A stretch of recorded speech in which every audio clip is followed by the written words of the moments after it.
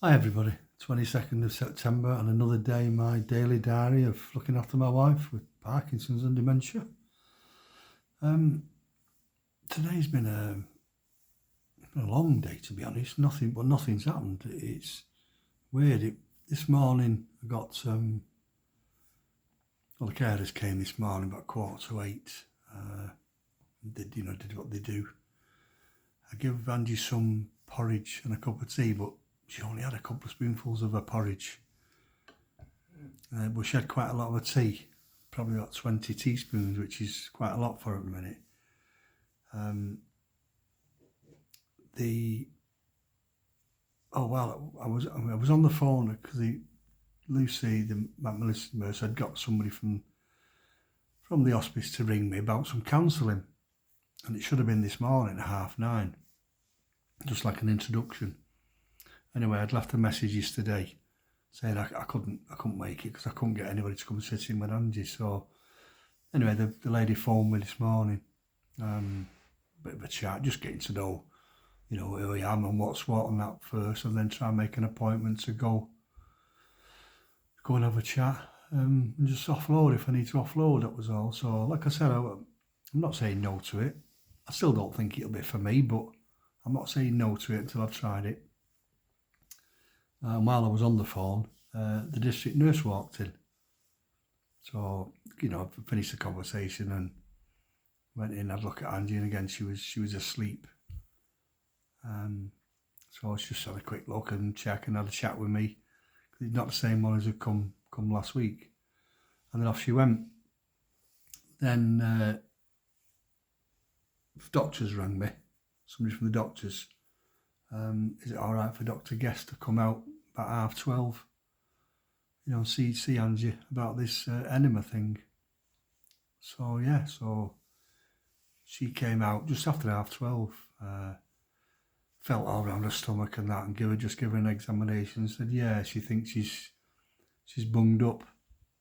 So she authorised the enema.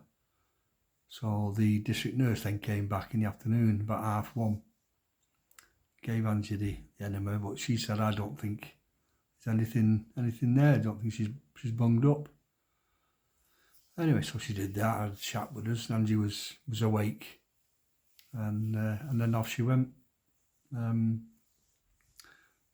the meantime, I'd give Angie some, because she didn't have that porridge. Before the doctor arrived, I'd give her a half a banana mashed up, which she ate. She ate all that and some juice. And then, Lucy called. Lucy called actually while Madeline was here, Angie's sister. Her and her chap Ches, they called. And Ches went over to Lidl or Aldi, not far walk it from here, and got me some bits that I needed that I was going to get from Morrison's. I'm missing a big part from early on this morning after the district nurse had been first time, and she went. I'm just saying bye. I shut the door. Next thing, the door knocked again. I thought she'd forgot something. I opened the door, and it's our neighbour from across the road again, him and her, with 2 bags of shopping for me this time. Again, milk, bread, loads of fruit, some grapes, banana, big bunch of bananas, strawberries, some packet of biscuits, a load of yogurts, which, Angie love. And all sorts. And I thought, what was that? Really nice again. And some bottles of water, 2 carry bags full.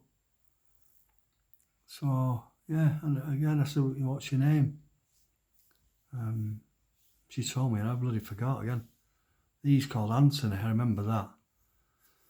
I forgot what she said her name was called, so I need to pay this back some way. I said what I'll do is I'll get Gordon's granddaughter to take them plates back from the other day. One, I'll ask her to ask her name again so I don't forget, and just find out how many children she's got, and I'll get them some selection boxes and stuff, for Christmas and that, because it's just a really nice gesture. Her words were, "We've noticed your car hasn't moved since Angie came home from hospital." And he hasn't. I've not been out of the house since. So I thought, you must be short of food. I mean, as luck happens, I'm not that short, just a few bits. You know, because the fridge was well stocked, and as you can imagine, Angie's not eating now. You know, so no, it's just a really nice gesture again.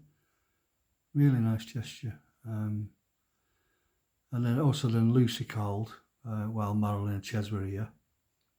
You know, went over a few things again. If you need anything, she's on a course over in Liverpool for 3 days now. So I'll come back. I'm back Thursday night, so I'll come round Friday.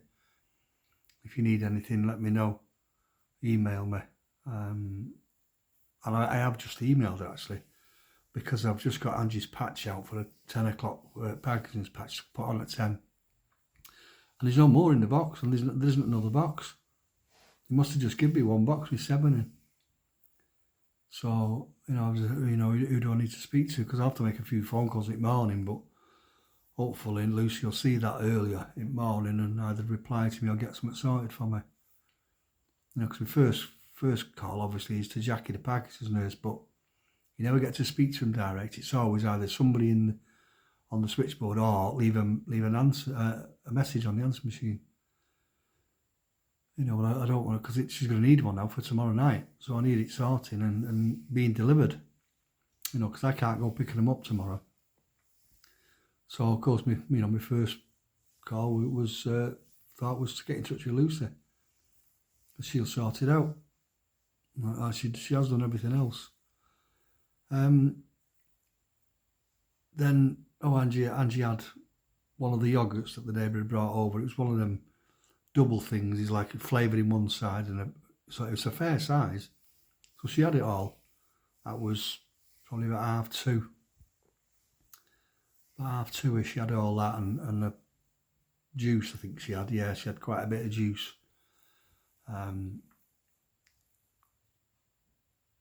Yeah, that's right. After the district nurse had been and done that enema thing, and then when the carers came, sort of 4-ish, whatever time it was they came, yeah, it had worked, the enema. Not a lot, but it had worked. But she was still asleep. And I think with all the faffing and prodding and poking, and I think it's tired her out, because she's been asleep since 4 o'clock, 3:30, 4 o'clock, because she was asleep when the carers came. He woke up slightly while he was seeing to her and changing her and that, and then she back asleep. And then our lad turned up about 5-ish. She woke up for about 15 minutes because I tried giving her some mashed potatoes again in gravy and some mashed carrots, because she liked that in the hospital last week. Anyway, I got 2 spoonfuls down her and eyes were going, so she wouldn't have it because she was just nodding then, and that's it. She's been asleep since. Our lad's not long been gone. The carers have turned up. That, you know, that with last one, they was running late, so about 8:15, or even 8:30 when they turned up. So our lad hung on waiting, thinking his mum might wake up. You know, he could have a half an hour with her or so, but she didn't. She didn't even wake up while they was here, and they had to change the pads again because the enema had worked a bit more. So yeah, so that's it. So she's been asleep most of the day and not had much to eat and drink neither. When you think, like a yogurt at 2:30 and that squash banana, you know, sort of mid-morning, about 11-ish, I think, something like that. And that's it, and a couple of spoonfuls of porridge. You know, so she's not had much today. She's just well away now. So I've just turned lights off and I've come here to do this now. I'm going to get my shower and get a bite to eat and give it a patch at 10 o'clock and try to get a bit of an early night again. I'm aiming for about 10:30. Get in bed for about 10:30, I think, hopefully. I'm ready for yawning now. So yeah, so that's me day. Nothing really to report properly. Just fingers crossed again. I washed her face, put a face cream on, and that's it. I was hoping tomorrow, if she's a bit more lively, I was going to get that dry shampoo on her hair. But I'll need to get her up so I can get at the back of her hair as well. So if she's all right, she's able tomorrow at some point, and I might use the carers. Could just hold her up while I just do her hair for me. If you hold her to one side, it depends on if she's able. If she's alert and up for it, really. I'll monitor it. See how she goes tomorrow.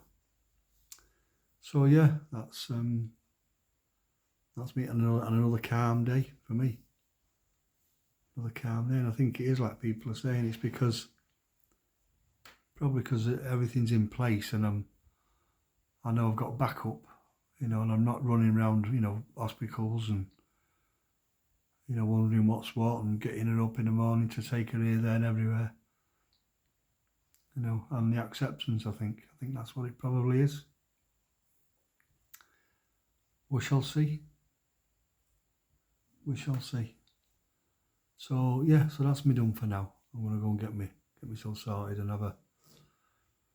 I'm looking at my drinks cabinet here now, and Mr. Daniels is waving at me already. So I can't disappoint him. I've got to wave back to him.